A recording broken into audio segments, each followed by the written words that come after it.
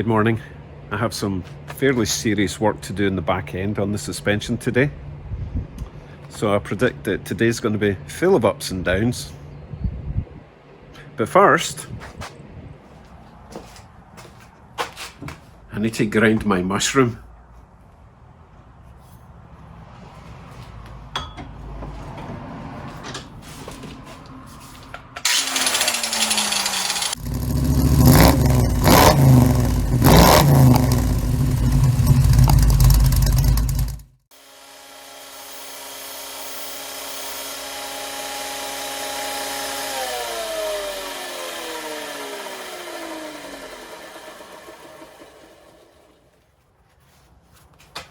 See, I'm a good boy, me.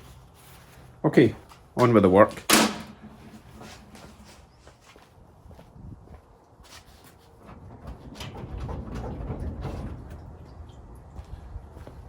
Okay, let me show you what's going on under there. Now, bear with me. We're entering upside down world.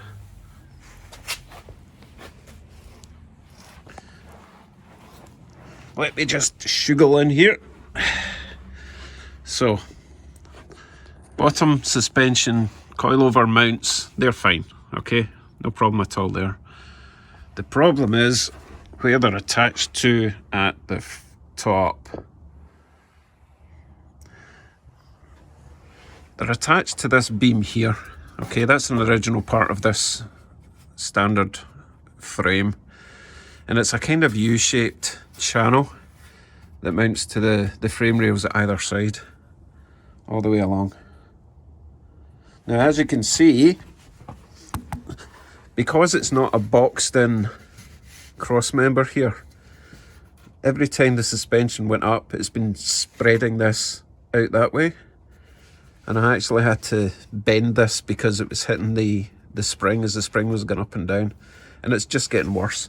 And if I take you up to this angle here, oh, I can't get in, hold on. You can see that that is actually bent up now. So that's no use at all. And it's the same at the other side.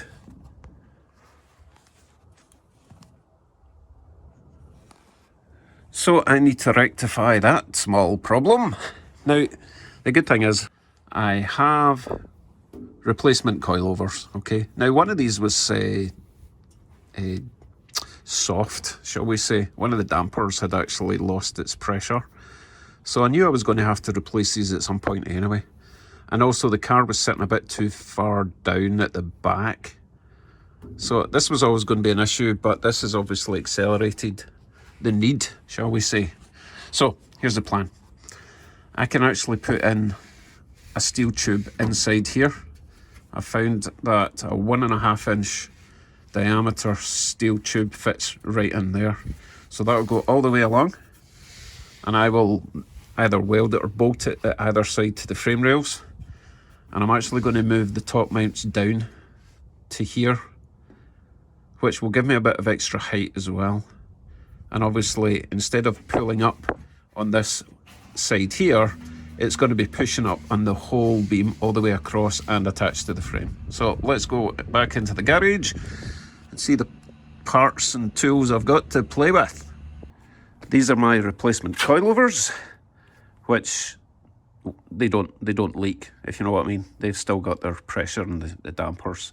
They're a little bit shorter than what's in the car, but that's okay because remember, I'm going to be lowering it down by about 2 inches, so they should be just fine. And they're adjustable as well. This is the steel tubing I'm going to use. I've got plenty of that. It's nice and solid. I'll cut that to size. And I've got lots of extra bits in case I mess up.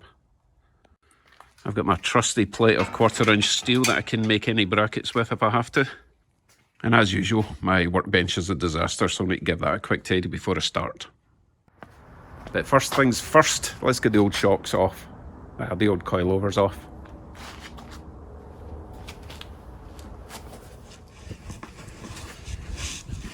Now, it's important to point out that the full weight of the back axle and the wheels are now supported by pulling down on the coilovers. If you try and take the coilovers off now, the whole back axle is going to fall down. So you want to jack that up. And I've also got an axle stand just in front there, because I'm going to have to move these up and down a little bit to get these bolts out. And then once I get them off completely, the axle stand will be there, just to prevent the axle from flopping away down and putting undue stress on the forelinks. Right, let's get these bolts off.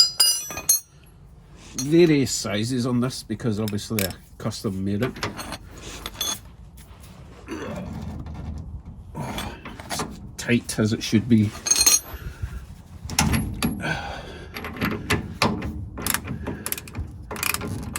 Okay, I can see the axle dropping already. But that's okay, because I've got the jack under it and I've got the axle stand. So once the top one's loose, I should be able to slide that out. Don't think I need to take that bolt out, but we'll find out soon. Right, let's get the top one off, which is a little bit trickier for access.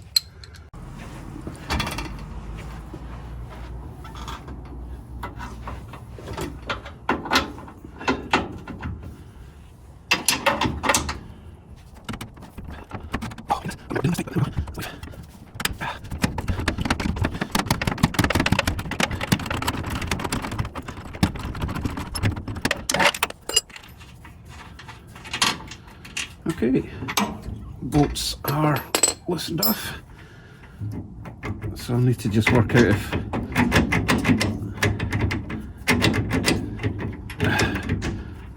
don't know which one's tight. Might just be squint, because the top bracket's been bent up. Let's see if we can get the bottom off first, and then the top one should slide out.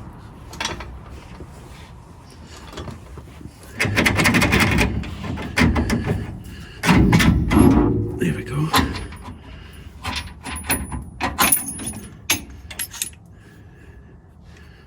You can see where it's actually bent the bushes there as well, so it's quite possible that I've destroyed this top mount. Just as well I've got replacements. Right, let's get the other side off.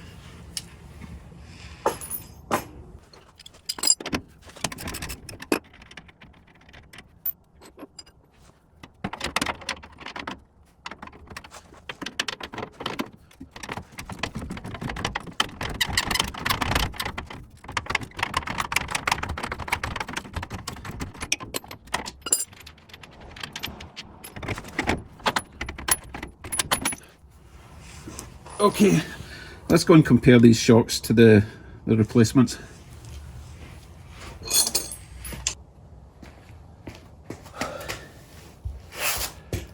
Right, so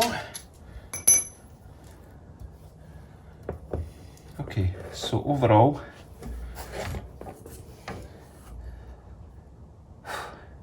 now, yeah, obviously the originals they're only about an inch higher than these. Unfortunately, these are set to their lowest setting,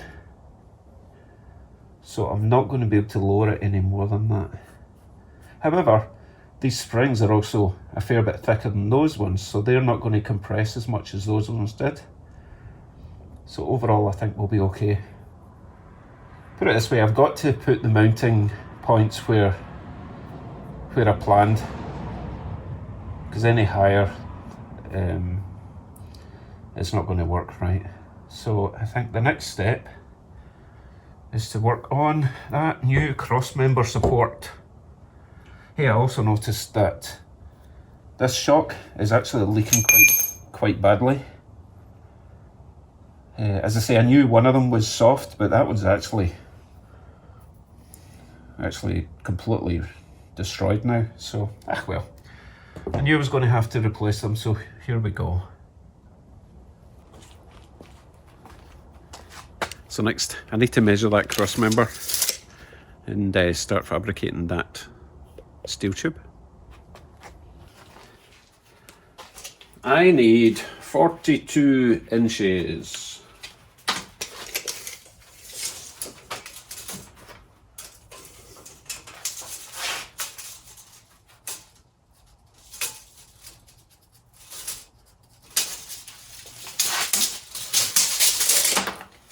measure twice,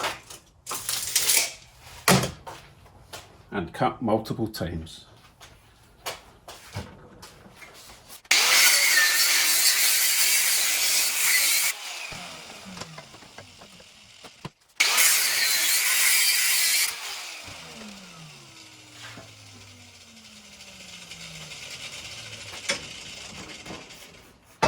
Right, I'll go and slide that in its groove, and then I can start working out where it's going to attach and how it's going to attach to the original cross member. Right, hopefully you can still see that. So there's my big slot. Now the only thing that I'm going to have to accommodate is there's a little screw in here that's coming from it's a threaded insert, and it's holding the bracket of the gas tank tie down at the top. So I'll just need to drill a wee hole somewhere in this tube. But let's see if it slots in place.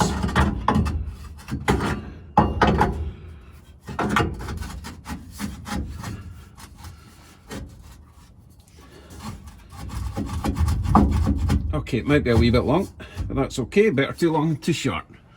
So I'll have to cut about 1 inch off of the left hand side, because it's not going to make it all the way in. Wow, that's the section that I had the suspension attached to is actually quite badly bent, but that's okay, because it means that when this goes in, I'll be hammering it in and it'll be straightening as it goes.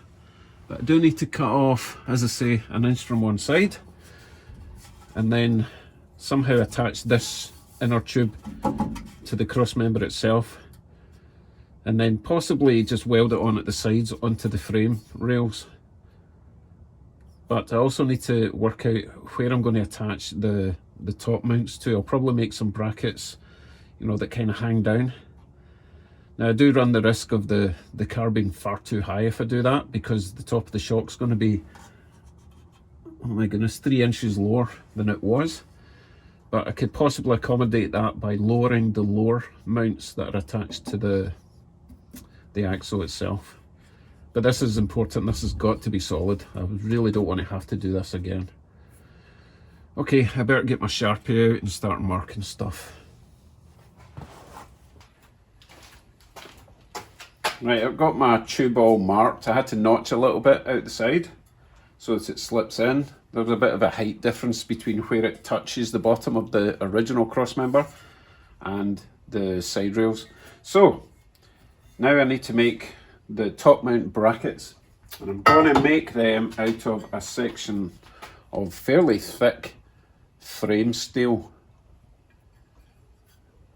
Again, it'll make sense once I do it. So cut them out, weld them to that, drill holes in here for the top suspension bolts, and then we can get it on the car.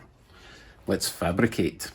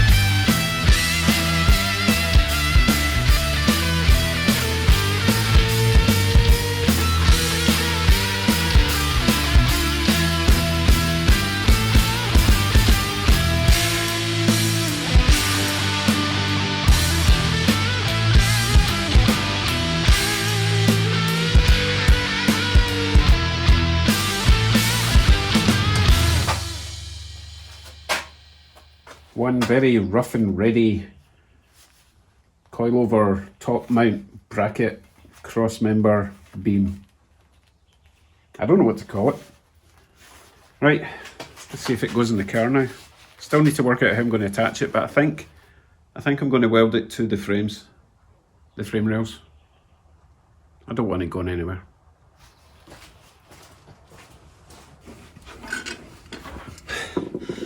Okie dokie, I've got my bar, goes in there, and I've got my persuader stick to help it along its way. Now once I get it up there I can tap it left and right, and I'm going to have to weld plates on at either side, but that's okay.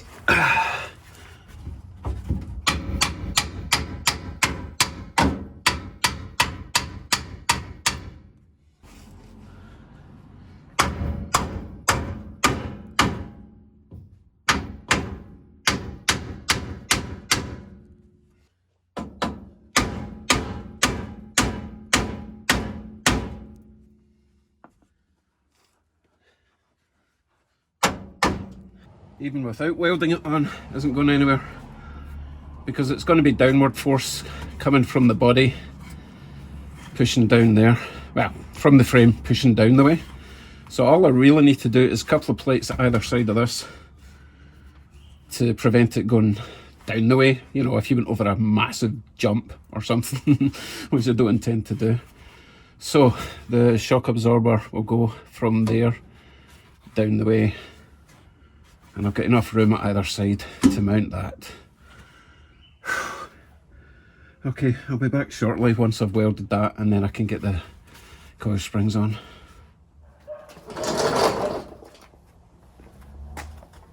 Right, my bar's welded on. Now the fun part, get the shocks back on. Oh, getting close.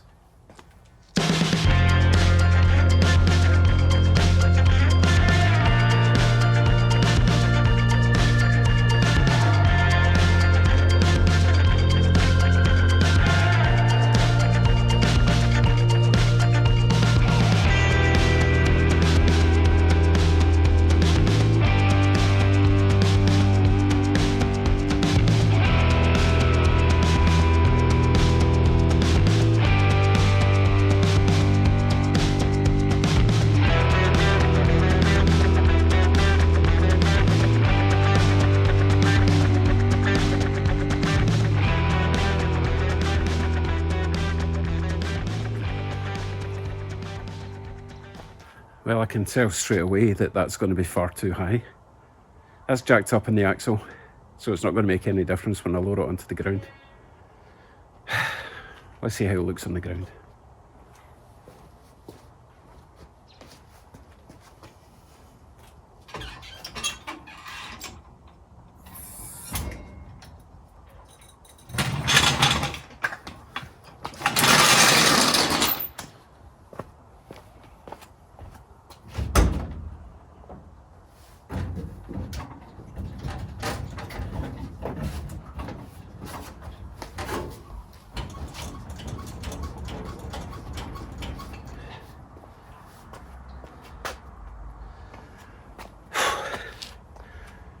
So, raise the front, make it a gasser.